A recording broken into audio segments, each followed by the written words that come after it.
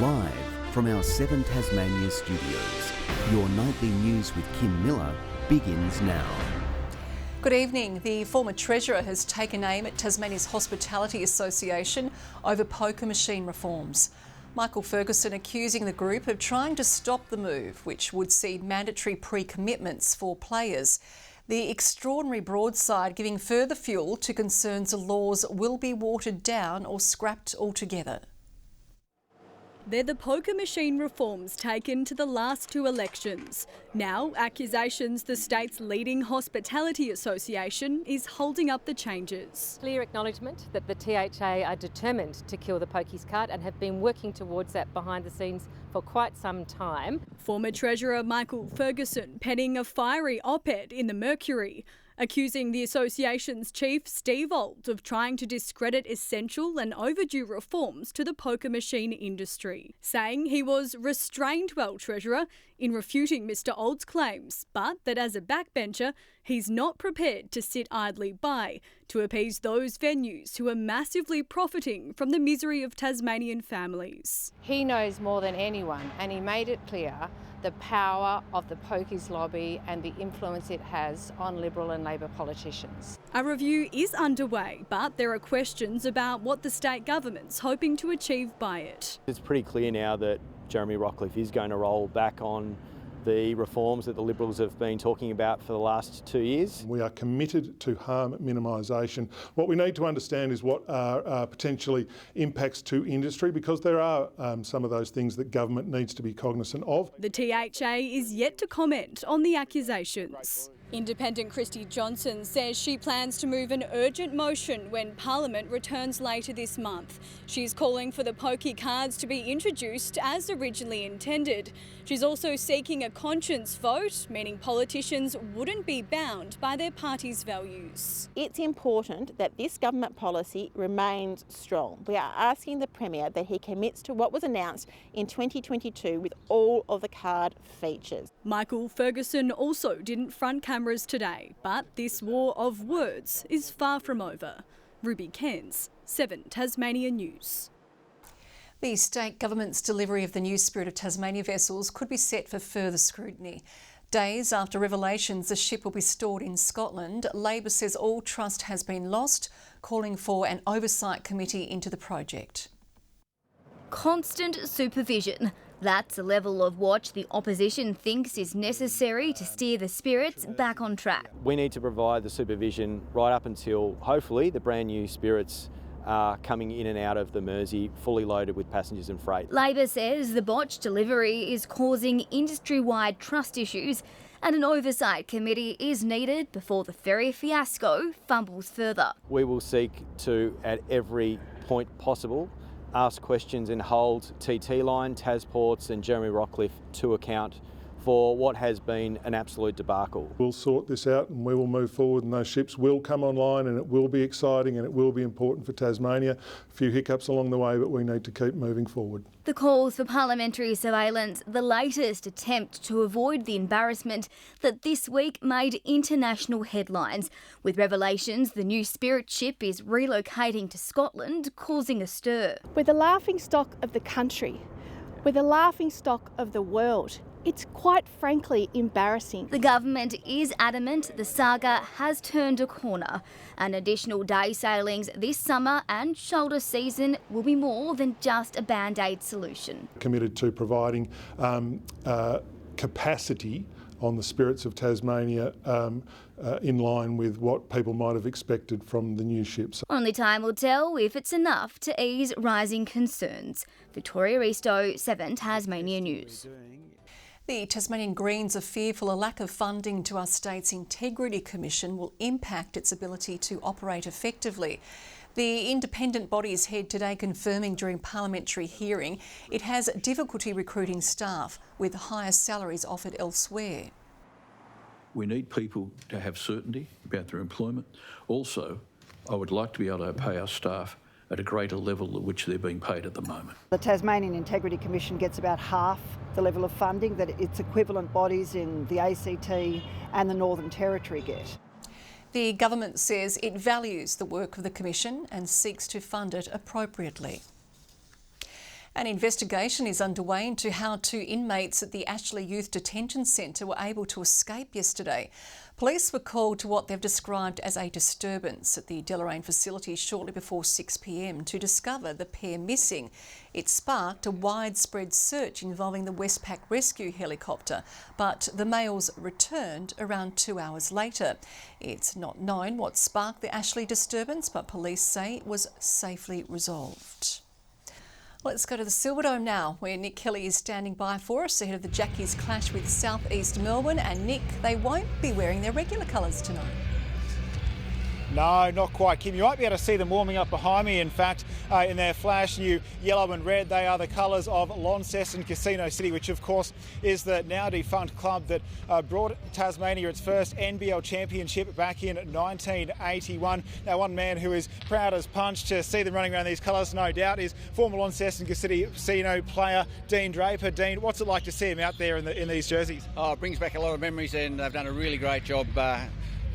Coming back up with the design that looks just like it did then. The colours are a bit brighter, but our gear was a bit shabby, really, comparatively. Majuk Dang was saying the other day that he's a fan of the shorts. What's your take? No, I reckon the shorts are pretty good. Everything's come up well. Certainly looks a lot different to the shorts that we had. And you were involved in the design process. How did that come along? That came about in the Bloodlines group for the Jack Jumpers, recognising the history of basketball, and they knew that I had a set of gear still in my cupboard, so I've got all the old stuff out. I'm wearing the warm-up jacket now, and that's what they used to come up with the product they've got now. I don't have to ask you who you're going for tonight. Well, I think I better go for the Jack Jumpers.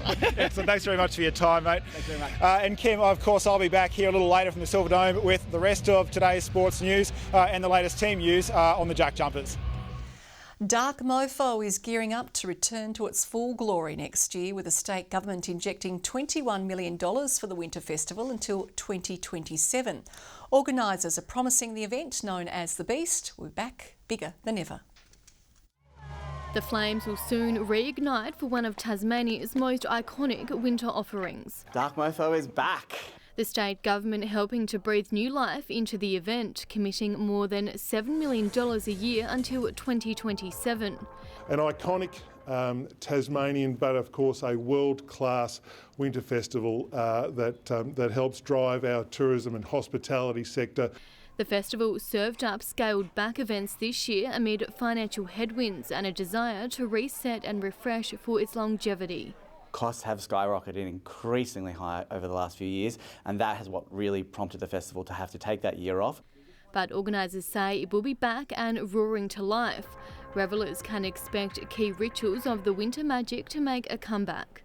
The winter feast, the nude solstice swim, the Ogga Ogga, these are moments that all Tasmanians look forward to. With a few new elements also on the cards. A lot of things up our sleeve. I don't want to give the game away too much. The tourism sector shaking off this year's winter blues and toasting to the festival's resurrection. We're so incredibly grateful and excited to have Dark Mofo back. This year we did struggle a little bit to get those interstate visitors. The full Dark Mofo 2025 lineup will be announced next year and will run for 2 weeks in June.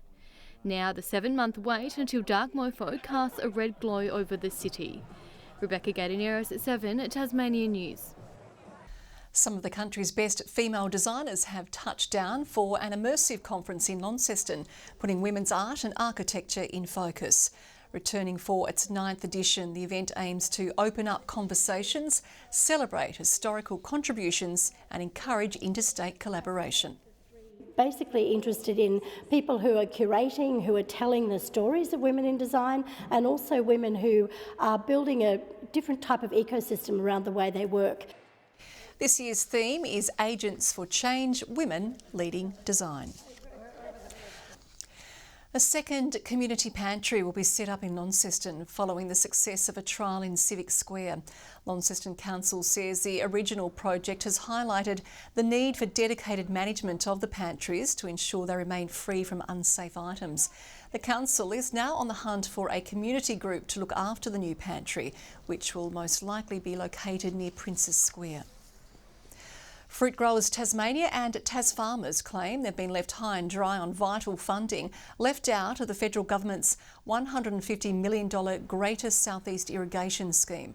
They say the money is critical for the future and growth of our fruit industry. You know, we grow amongst some of the best cherries in the world, but we need water, and we need water for all the growth. And that's what irrigation development is. It's not just for now, it's for next year, it's for 10 years, it's for 50 years' time. The sector is worth more than $300 million a year to Tasmania's economy. The gates to the Tasmanian Craft Fair have swung open for the 43rd time, seeing bumper crowds head to Deloraine for day one of the iconic event. More than 230 exhibitors will be on full display over the weekend, with organisers saying they've gone back to basics to deliver the best one yet. We don't want to be seen as another market.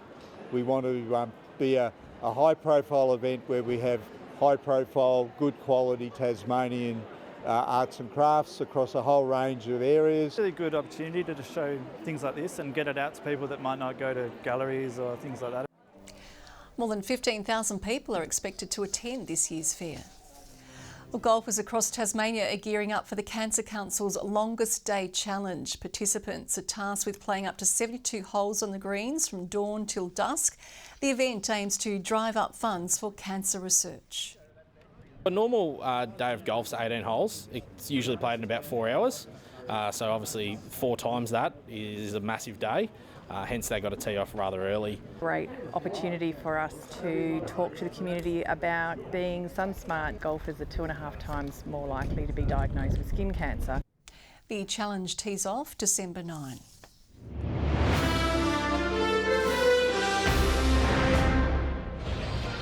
Hello again from the Silverdome, where the Jack Jumpers are about to go for 2 on the trot against South East Melbourne Phoenix. Now, Phoenix have won just 3 of their last 18 games, but tonight is their first time under new coach Josh King, so we can certainly expect plenty of energy to come from them.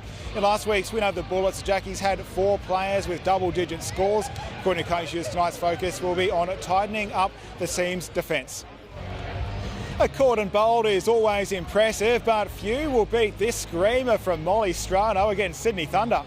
Oh, that is an incredible cordon bolt. What? Molly Strano, are you kidding me? I didn't really have much time to think about it. It was a tracer bullet. So, yeah, pretty happy it just stuck. In Port, Scottish captain Catherine Bryce taking 3 catches, including English skipper Heather Knight. The Canes falling just short though in the rain-affected 17-over match. Thunder snatching a 33-run victory there. Well, Caleb Jules hit 61 on the first day of Tasmania's home Sheffield Shield clash with Western Australia.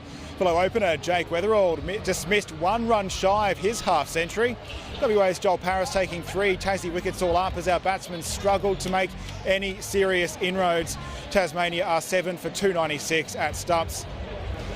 Well, cars have been hitting the track today for practice at this year's Baskerville Historics, a weekend of classic racing, everything from open wheelers to tin tops at the iconic circuit. They have historic race cars on Australia's oldest racing track. It's just a really cool sight, and the cars fit the area. And the track fits the era, and the punters that come and watch, we're all enthusiasts. There's a special appearance this year from the last 2 Jack Brabham Formula 1 cars, one of which ended his career with a podium at the 1989 Monaco Grand Prix. The impressive rides coming out of retirement to be pitted up against each other. They're really fast cars. I mean, they're getting on in age, but even back then they were like serious bit of kit. So. Any time you can go for a steer in something like this is definitely special. All up, 200 cars will take to the track this weekend. And Kai Savage is returning home next season, signing on with Northwest Thunder for 2025. He's played 2 games so far this season for the Brisbane Bullets in the NBL and will come back to Tassie for the NBL 1 South after 2 years playing for the Centre of Excellence in the Eastern Comp. Good evening. Hobart 15 today. Launceston the state's high with 19 degrees. Devonport and Burnie 18. Most temperatures below average. Friendly Beaches reached 18. St Helens and Smithton 17. Low Head and Flinders Island 16. Ouse and King Island 15. Strawn a top of 14 and Liaweenie are low with a -2. Speckled cumulus cloud over the west and south pushed over a wider area of the state during the day. Low cloud is also over coastal Victoria and New South Wales. Cloud with the front approaches Western Australia. Convective cloud over the top end and the Gulf. Tomorrow a high moves over the Tasman Sea directing a northerly airstream our way. Later in the day a cold front moves closer to our west coast. It's tracking through the Bight at the moment. The winds north-northeasterly at 15 to 25 knots and to 35 knots over western waters, swells to 3 metres. And with that increase in winds, a gale warning has been issued for waters between Wineglass Bay and Stanley. A strong wind warning for remaining coastal waters and the Central Plateau Lakes. Also a frost warning, that's for the Midlands and Upper Derwent Valley. Hobart, 5 overnight, 23 tomorrow, but mostly sunny. An early frost for Maydena, 22 the high, -1 for Oatlands. A cold start, but a sunny afternoon. 20 for Launceston, fine. Devonport 17, -2 for Liaweenie, a top of 13 later in the day. 16 for Burnie, and mostly sunny, fine for Strawn. 20, a bit of wind though, and 17 for Marrawar. St Helens tomorrow, a high of 19 degrees. Swansea up to 23 after a cold start, and 20 the top for Orford. The overnight showers flow into Sunday across the state before contracting to the west and south. Showers over the west on Monday, otherwise fine, and on Tuesday a 50-50 chance of a shower in the west with fine partly cloudy weather for the rest of the state. A shower in Perth tomorrow, sunny and 35 in Adelaide. A fine day in Melbourne. A morning shower forecast for Sydney and a possible shower for Brisbane. A storm on the cards in Darwin. Partly cloudy right now in Hobart, cooling down to 12, getting colder later this evening, of course. 16 in Launceston right now and 16 in Devonport. Kim, I thought of last night getting away with it, but no, I did get the knocks on the door for Halloween. Trick or treat, I took the trick. This bloke played it on me really badly. It was Frankenstein. Oh dear, that's not bad though, Murph. And that is all we have for tonight for this Friday night. Enjoy your weekend. Good night.